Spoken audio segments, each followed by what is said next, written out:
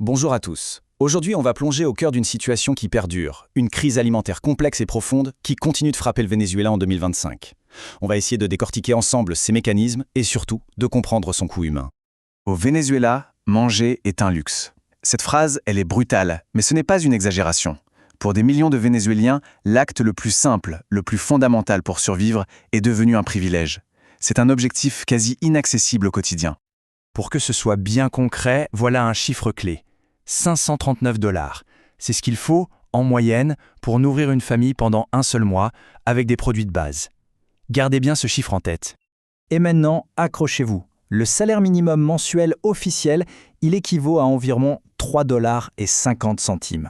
La comparaison est vertigineuse. Le salaire d'un mois entier ne couvre même pas 1% du coût de la nourriture. C'est l'illustration la plus crue de l'impasse économique totale dans laquelle se trouvent des millions de personnes. Alors, quelle est l'ampleur de cette catastrophe humaine ? Pour vraiment le saisir, il faut regarder les chiffres de plus près. Ces chiffres remettent tout en perspective. Sur une population de presque 29 millions d'habitants, une personne sur 4 a besoin d'aide humanitaire. C'est énorme. Mais le plus alarmant, c'est que sur ces personnes, 4 millions ont un besoin urgent d'aide alimentaire, c'est-à-dire qu'elles se battent chaque jour juste pour trouver un repas. Mais la faim, ce n'est finalement qu'un symptôme. Le Venezuela est coincé dans ce que les experts appellent une polycrise, c'est-à-dire que plusieurs systèmes vitaux du pays se sont effondrés et chaque effondrement aggrave les autres.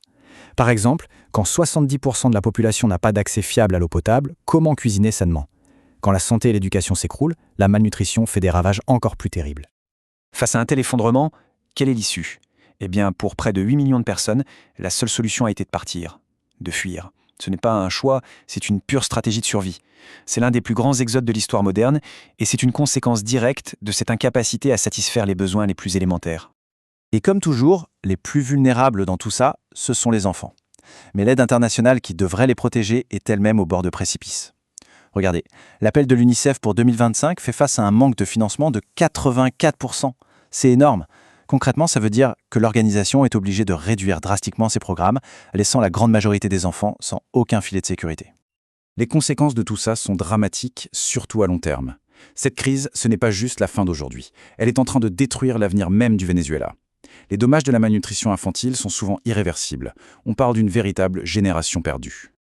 Mais comment a-t-on pu en arriver là ? Il faut être clair, ce n'est pas une catastrophe naturelle. C'est une crise fabriquée par l'homme avec des causes politiques et économiques très profondes. Le moteur de cette crise, au fond, c'est un calcul très simple. Même si on ajoute les aides du gouvernement au salaire minimum, le total reste à des années-lumière du coût de la nourriture. Ce gouffre inaccessible a complètement pulvérisé le lien entre le travail et la survie. Et pourtant, il y a un énorme paradoxe. Si on se promène à Caracas, on peut avoir l'impression d'une certaine normalité, avec une économie dollarisée, des boutiques de luxe, des restaurants. Mais cette reprise n'est qu'un mirage, une illusion qui cache la misère écrasante du reste du pays. C'est une économie qui repose sur l'importation, pas sur la production locale, et qui ne fait que creuser encore plus les inégalités. La réponse officielle du gouvernement à cette crise, c'est le programme CLAP. Sur le papier, l'idée est de distribuer des colis alimentaires à bas prix pour garantir la souveraineté alimentaire de la population. Ça, c'est la promesse. Mais dans les faits, la réalité est bien différente. De nombreuses enquêtes montrent que le programme CLAP est devenu un outil de contrôle politique. L'accès à la nourriture est souvent conditionné à la loyauté au régime.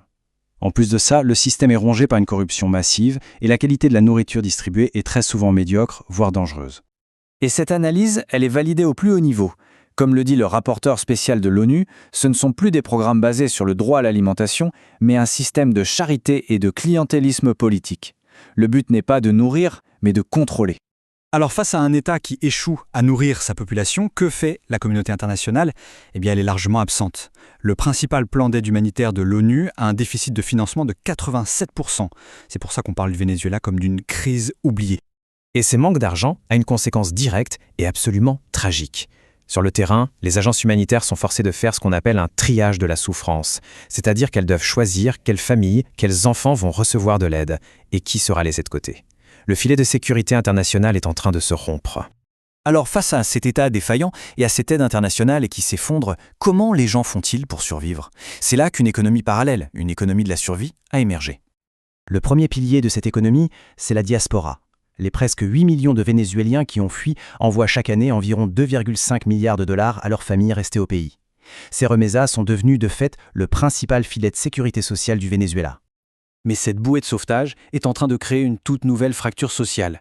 Aujourd'hui, au Venezuela, la survie ne dépend plus vraiment de votre travail, mais de votre réseau familial à l'étranger. La ligne de démarcation n'est plus seulement entre riches et pauvres, mais entre ceux qui reçoivent de l'aide de l'extérieur et ceux qui sont seuls. Le deuxième pilier est technologique. C'est assez fascinant. Le bolivar ne vaut plus rien et les dollars en cash sont difficiles à trouver.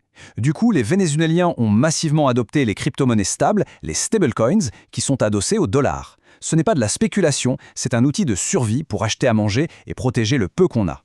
Et enfin, le troisième et dernier pilier, c'est la solidarité locale.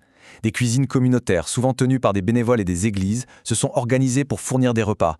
Et ce qui est terrible, c'est que le régime voit ces initiatives comme une menace politique. Pourquoi ? Parce qu'elles créent de l'autonomie, une solidarité qui échappe à son contrôle. Il cherche donc activement à les faire fermer. On termine donc sur cette question. Au Venezuela aujourd'hui, les actes les plus basiques de survie, s'organiser pour manger, utiliser une monnaie qui fonctionne, recevoir de l'aide de sa famille, sont devenus des actes de résistance. Et ça nous force à nous interroger profondément sur l'avenir d'un pays où le simple fait de vouloir survivre est vu comme un défi au pouvoir.